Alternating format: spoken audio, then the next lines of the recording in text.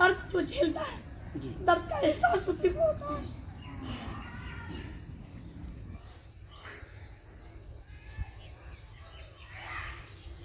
हम आपकी भावनाओं को समझ सकते हैं और व्यूअर्स आप देख सकते हैं कि हमारी बहन और मैं काफ़ी इमोशनल हो चुकी है। जी, और हौसला रखें। जी ठीक। और मैं उन यतीम बच्चों के लिए कुछ करना चाहती हूँ।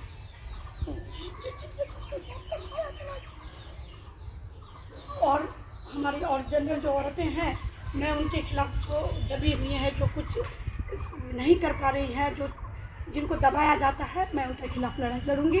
वो किसी तरह से भी दबाव में ना रहें, वो अपने हक को लेने का काम करें। जहाँ भी उनको हक देने में कोई भी तरीके से दुश्वारियाँ आएंगी, सीमा इंतखाब वहाँ नजर आएगी।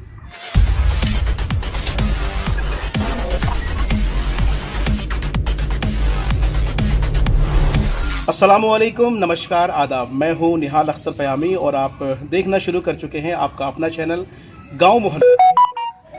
दोस्तों, 13 मई 2018 को सीमांचल के 3 सपूत, जी हां, हम बात कर रहे हैं इंतखाब आलम बबलू की, इकरामुद्दीन बागी की और पप्पू की, जो राजद के सुप्रीमो और बिहार के पूर्व मुख्यमंत्री लालू यादव के बेटे की शादी में गए थे और शादी से लौटने के दौरान इनके शहीद होने की खबरें आई। अब सवाल यह है कि हम इनका जिक्र क्यों कर रहे हैं, क्योंकि इन तीनों में से एक सीमांचल के कद्दावर थे, जनाब इंतखाब आलम बबलू। इंतखाब आलम बबलू किसी तारीफ के मोहताज नहीं हैं। वो न सिर्फ राजद के ज़िला अध्यक्ष थे, बल्कि ज़िला पार्षद भी रह चुके थे। उनकी अपनी एक शख्सियत थी।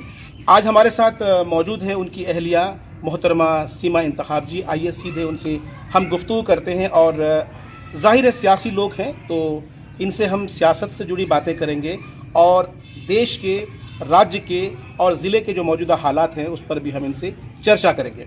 सीमा जी, बहुत बहुत शुक्रगुजार हैं आपका कि आपने अपना कीमती वक्त हमें दिया है। सीधा सवाल आपसे हम यही करना चाहेंगे कि जब इंतखाब आलम बबलू वफ़ात किए तो पार्टी ने ज़ाहिर है कहीं ना कहीं इमोशनली अटैचमेंट दिखाया आपके साथ, आपको पार्टी का ज़िम्मेदार बनाया, आपको ज़िला अध्यक्ष बनाया गया। लेकिन क्या वजह हो जाती है कि फिर वो जिम्मेदारी आपसे ले ली जाती है? और सूत्रों के हवाले से खबर ये भी है कि अब आप चुनाव की तैयारी कर रही हैं। ये 2 सवालात हैं, इसकी किस तरह से जवाब देना चाहिए आप? पहले तो आपका बहुत बहुत शुक्रिया, और जितने भी लोग मुझे देख रहे हैं उन सबको मेरे तरफ से सलाम, आदाब, प्रणाम। आपका पहला सवाल जो आपने कहा कि राजद सुप्रीमो माननीय श्री लालू प्रसाद यादव जी और नेता प्रतिपक्ष माननीय श्री तेजस्वी प्रसाद यादव जी, उन्होंने मुझे कार्ड का जिला अध्यक्ष बनाया, मुझे काम करने का मौका दिया और मैं बहुत शुक्रगुजार हूँ उन दोनों की, क्योंकि उन दोनों ने मुझे इस लायक समझा और मुझे इतना बड़ा पोस्ट देकर मुझे लोगों के बीच भेजा और मैं आज हिम्मत के साथ अपने आप को स्टैंड कर पा रही हूँ। ये लालू जी के ही परिवार में इस तरह की एक औरत को इतना बड़ा मकाम देने का काम किया है। रहा सवाल मुझे अभी इस पोस्ट से हटाने का, यही है कि 38 जिला में पूरे प्रदेश में बदलाव आया, क्योंकि संगठन में बदलाव चल रहा है प्रदेश लेवल। ये सवाल आपसे सीमा जी इसलिए हम पूछ रहे हैं क्योंकि इंतखाब आलम बबलू के इंतकाल के बाद जब उनकी अहलिया यानी आपको ये ओहदा दिया गया था तो इलाके में ये चहमी गोइयाँ थी, इलाके में लोग इस बात पर चर्चा कर रहे थे कि आने वाले इलेक्शन में मुमकिन हो कि टिकट आपको मिले और जाहिर है जब एक उम्मीदवार के तौर पर आप अवाम के बीच में जाएंगे तो आपको सहानुभूति वोट मिलेगा। लेकिन क्योंकि अब आप पार्टी के अध्यक्ष नहीं हैं, क्या लगता है पार्टी आपको अपना उम्मीदवार बनाएगी? जी, मुझे वो संगठन में बदलाव हुआ, पार्टी ने मुझे दूसरा पोस्ट दिया है। क्या पोस्ट दिया? प्रदेश महासचिव का, प्रदेश महासचिव का, और मुझे संगठन को जोड़ने का भी काम मिला है। मैं मेहनत कर रही हूँ संगठन को जोड़ने के लिए भी, और पार्टी मेरे साथ खड़ी है और इंशाअल्लाहुल आलमीन पार्टी ये गरीब की, बेवा की, मजलूम की पार्टी है और मुझे यकीन है कि वो पार्टी मेरे साथ खड़ी रहेगी और मैं चुनाव में आऊँगी और इंशाअल्लाह आलमीन पार्टी मेरे साथ खड़ी रहेगी। चलिए मैम, एक बहुत महत्वपूर्ण सवाल यहीं से बनता है, लेकिन देखिए हमारा मंशा, हमारा मकसद आपस में इख्तलाफात पैदा करना नहीं है, फूट पैदा करना नहीं है, क्योंकि हम पत्रकार हैं तो सवाल पूछना हमारा ये एक हमारी जिम्मेदारी होती है। आपने कहा कि आपको पार्टी ने महासचिव बनाया है, लेकिन मुझे ये कहना ज़रूर पड़ेगा कि ज़िला स्तर पर जो भी प्रोग्राम होते हैं, जो भी कार्यक्रम होते हैं, उसमें में आप नदारद होती हैं, क्या आपको पूछा नहीं जाता है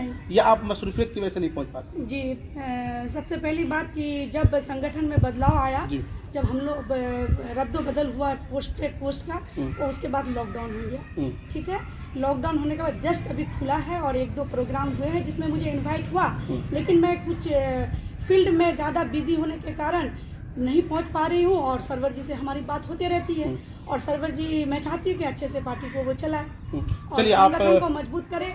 जी, आपने सरवर साहब का जिक्र किया है तो जाहिर है सरवर साहब का इस बारे में चर्चा करना बहुत ज़रूरी हुआ था। जब हमने पिछले इंटरव्यू में उनसे गुफ्तगू की थी, हमने उनसे कहा था क्या पार्टी आपको उम्मीदवार बनाएगी, राजद के उम्मीदवार के तौर पर चुनाव लड़ रहे हैं, तो उन्होंने सीधे तौर पर ये कह दिया था कि इलेक्शन मैं नहीं लड़ रहा हूँ, पार्टी लड़ रही है, और पार्टी जिसे उम्मीदवार बनाएगी हम उन्हें अपना जो है नेता तस्लीम करेंगे। सीधा सवाल मेरा ये है कि अगर राजद सीमा इंतखाब को उम्मीदवार न बनाकर सरवर आलम या शाहिद आलम साहब को उम्मीदवार बनाती है, तो क्या सीमा इंतखाब उनके साथ खड़ी होंगी या मुखालिफत करेंगी? नहीं, मेरी इस पार्टी को मैंने अपनी शहादत दी है, खून दिया है, मुझे उस पार्टी से बेइंतहा लगाव है। रहा सवाल सेल्फिशनेस का, टिकट मुझे नहीं मिला तो मैं मुखालिफत नहीं, पार्टी के लिए, संगठन को मजबूत करने के लिए, तेजस्वी यादव को सीएम बनाने के लिए मुझे जो करना पड़ेगा मैं करने के लिए तैयार हूँ, पहली बात। दूसरी बात, मैं शाहिद साहब से, सरवर साहब से, किसी जो भी लोग सोच रहे हैं, मैं यही कहूँगी कि लीडर वही होते हैं जो हक दिलाने का काम करें, हक छीनने का नहीं। और मैं ये सोच रही हूँ, ये मैं जनता भी जानती है कि इंतखाब आलम बबलू इस पार्टी को सींचे हैं। जब पार्टी सो गई थी किशनगंज जिला में, तो मैं समझती हूँ सबको मेरा समर्थन करेंगे और इंशाल्लाह मुझे आगे रख करके ही काम करेंगे। तो कहीं ना कहीं आपको ये लगता है और आपको उम्मीद है कि जो कुर्बानियाँ इंतखाब आलम बबलू साहब ने दी है, तो उस हिसाब से पहला अधिकार टिकट का आप ही का होता है? बिल्कुल, और सीमा इंतखाब पार्टी के लिए खड़ी है। चलिए, तो सीधे तौर पर सीमा इंतखाब जी ने कह दिया है कि पार्टी चाहे जिसे भी उम्मीदवार बनाए, इन्हें कोई दिक्कत परेशानी नहीं होगी, लेकिन साथ ही साथ इन्होंने ये भी इल्तजा की है कि इंतखाब आलम बबलू ने पार्टी के लिए बेशुमार कुर्बानियाँ दी है, तो इसलिए इनके साथ इंसाफ होना चाहिए। यानी सीधे तौर पर आप समझ सकते हैं कि कहीं ना कहीं सीमा इंतखाब भी ख्वाहिश रखती है कि इन्हें राजद का उम्मीदवार बनाया जाए। खैर चलिए, अगर आपको टिकट मिल जाता है, मान लेते हैं आपको टिकट मिल जाता है, उसके बाद आपका मैनिफेस्टो क्या होगा, वो कौन से कामकाज हैं जो कोचाधामन में आप करना चाहती हैं, वो कौन से ऐसे बुनियादी काम हैं जो नहीं हो सके हैं जिस पर आपका फोकस रहेगा?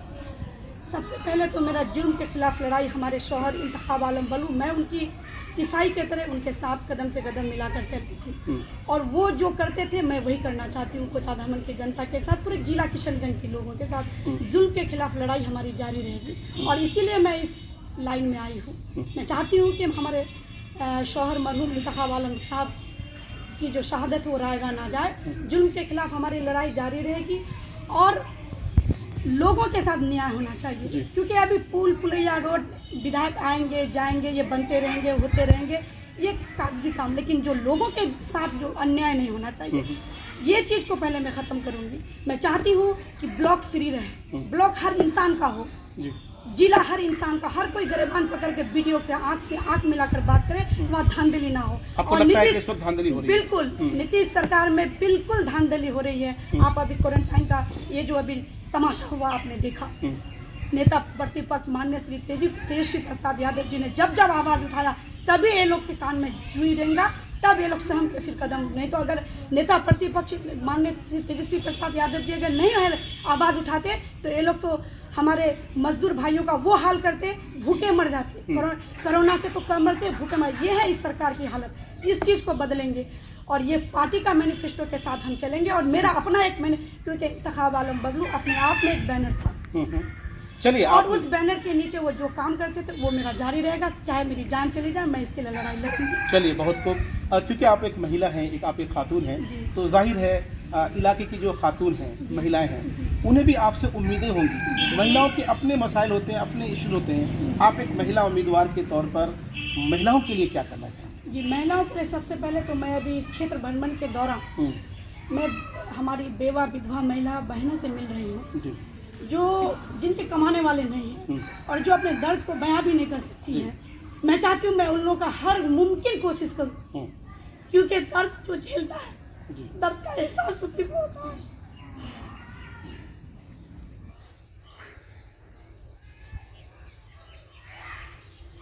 हम आपकी भावनाओं को समझ सकते हैं और व्यूअर्स आप देख सकते हैं कि हमारी बहन और मैं काफ़ी इमोशनल हो चुकी है जी। और हौसला रखें जी। ठीक। और मैं उन यतीम बच्चों के लिए कुछ करना चाहती हूँ जिनके सबसे बहुत साया चला गया। और हमारी और जनरल जो औरतें हैं, मैं उनके खिलाफ जो दबी हुई हैं, जो कुछ नहीं कर पा रही हैं, जो जिनको दबाया जाता है, मैं उनके खिलाफ लड़ाई लड़ूंगी। वो किसी तरह से भी दबाव में ना रहें, वो अपने हक को लेने का काम करें। जहाँ भी उनको हक देने में कोई भी तरीके से दुश्वारियाँ आएंगी, सीमा इंतखाब वहाँ नजर आएगी, उनकी लड़ाई को लड़ेंगे। और हम बेवा बहनों के लिए और यतीम के लिए मेरा सबसे पहला मकसद होगा उनकी लड़ाई को लड़ना, उनके लिए जितना हो सके सरकार से मदद दिलवाना। और मेरी जाति भी कोशिश रहे, क्योंकि दर्द उसी को पता चलता है जिसके अंदर दर्द झेलते हैं। जाहिर है दर्द का पता उसी होता है जो उस दर्द को महसूस करते हैं, दर्द को झेलते हैं। हमारी सीमा इंतखाब बहन ने कहा कि ये बेवाओं के लिए काम करेंगे और उन लोगों के लिए काम करेंगे जिनके सर से जो है बाप का सहारा उठ चुका है। यकीनी तौर पर ये वो काम है जो समाज के हर शख्स को करना चाहिए, हर जन प्रतिनिधि को करना चाहिए। और बड़े ही अफसोस की बात है कि आज भी हमारे समाज में बेवाओं के जो पैसे आते हैं उसमें भी जो है साहब वो पैसे भी उसमें गड़बड़ी होती है। ये लड़ाई मेरी जाती रहेगी। और मैं विधानसभा शायद लोगों की दुआ से चली जाऊं या कुछ भी हो, लेकिन मेरी लड़ाई मेरे उन लोगों के साथ, मेरा जो रिश्ता है वो ख़त्म नहीं होगा। मैं रिश्ता उन लोगों के साथ रखूंगी। और मैं अभी क्षेत्र गणमन में बहुत दुखी हूँ कि इस तरह की औरतें मुझे बहुत मिली। आज भी मैं बड़ी जान घूम रही थी तो मुझे बड़ा दर्द भी हुआ, गले मिल के रोई भी। उन लोग ऐसे लोग मेरे जैसे इससे, तो मैं इन लोगों के लिए काम तो करूँगी ही। चलिए सीमा इंतखाब जी, और बहुत सारी लड़कियां ऐसी भी हैं जिनके पेरेंट्स पापा नहीं हैं और कुछ प्रॉब्लम से शादी ब्याह में भी तकलीफ, उन लोगों के लिए भी सरकार से जिस तरह से भी वो मदद दे के, मतलब मैं सामाजिक जो भी न्याय है औरतों के लिए वो करने के लिए चलिए एक अहम सवाल है सीमा इंतखाब जी, जब आपको पार्टी ने अध्यक्ष बनाया उसके बाद हमने देखा किस तरह से आपने 2019 के बाढ़ में आपने जो है घरों से निकलकर लोगों की काफ़ी मदद की। फिर उसके बाद जो मामला 2020 में CA NRC NPR का आया उसमें भी हमने देखा कि आप तमाम तर जगहों पर गई। लेकिन उसके बाद की जो आपकी सियासत हम देख रहे हैं तो कहीं ना कहीं आप इस पूरे जो क्षेत्र है भूमि उससे नज़र आ रहे हैं।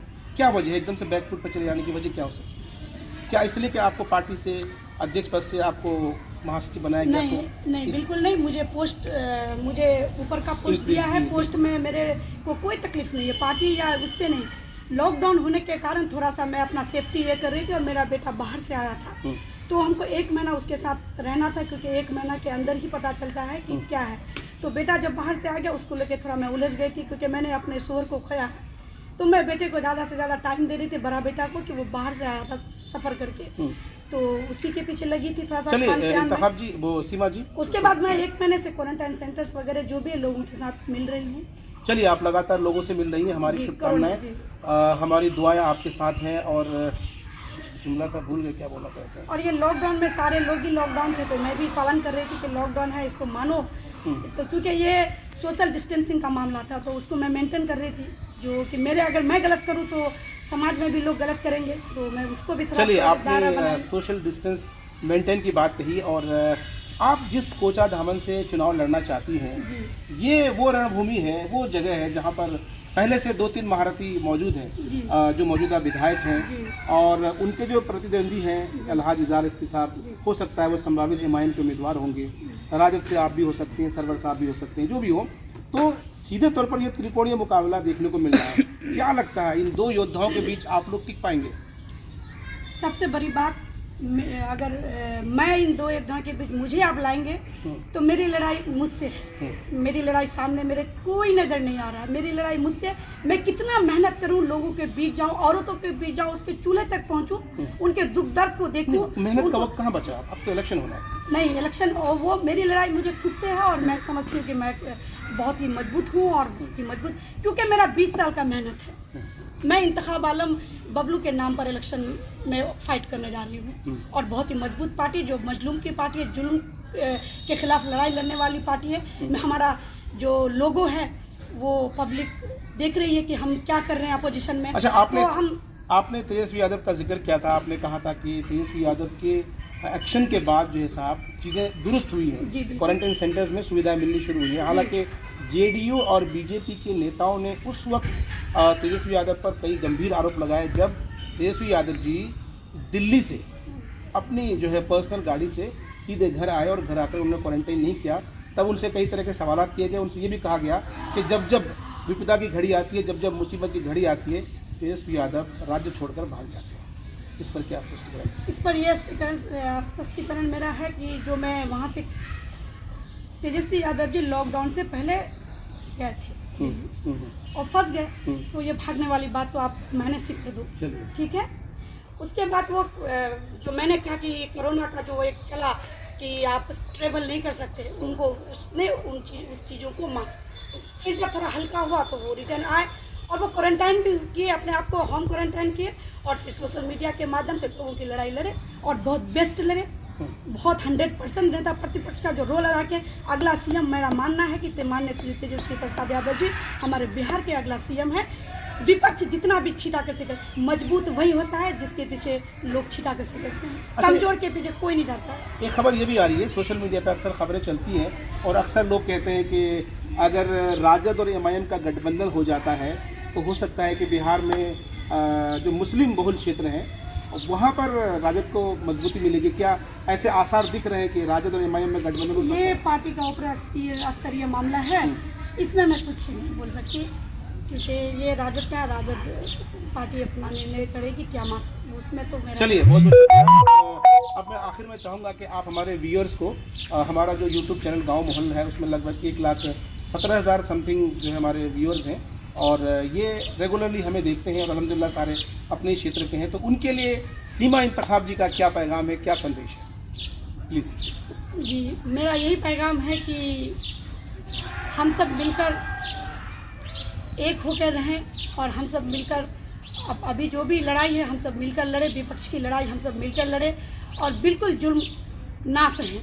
जहाँ भी है जो भी है आप स्टैंड लें, सीमा इंतखाब आपको बुलाए, आप सीमा इंतखाब आपको आपके साथ खड़ी मिलेगी और मुझे उम्मीद है कि मैं भी जहाँ खड़ी होंगी मेरा साथ आप सब देंगे, मुझे भरपूर उम्मीद है क्योंकि इंतखाब आलम मरहूम बबलू जी जो करके गए हैं मैं चाहती हूँ वो चीज़ जिंदा रहे और उसी तरीके से मैं भी काम करूँ।